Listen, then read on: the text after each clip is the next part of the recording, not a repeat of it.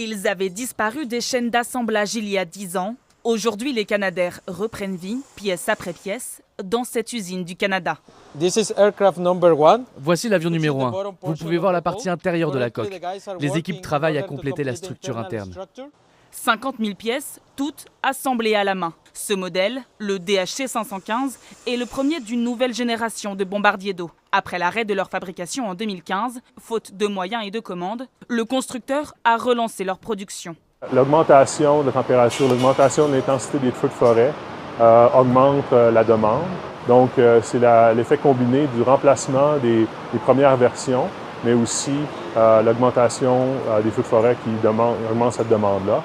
Une quarantaine d'appareils ont été commandés par plusieurs pays européens et des provinces canadiennes. Le premier doit être livré à la Grèce début 2028. L'entreprise est aujourd'hui la seule au monde à produire ce type de modèle. Une dépendance dont tente de se défaire la France. À Toulouse, cette start-up transforme des avions de transport déjà existants en bombardiers d'eau grâce à des flotteurs. Ce que vous voyez déjà, c'est comme l'avion il serait à la fin, donc c'est comme un Canadair, il n'y a rien à l'intérieur à part les tanks. Donc on a enlevé tout ce qu'on n'a pas besoin pour essayer de gagner un maximum de poids et du coup de pouvoir mettre de plus en plus d'eau. Objectif, réduire les coûts et accélérer les livraisons. Le premier prototype doit voler dès l'année prochaine pour une mise en service envisagée en 2029.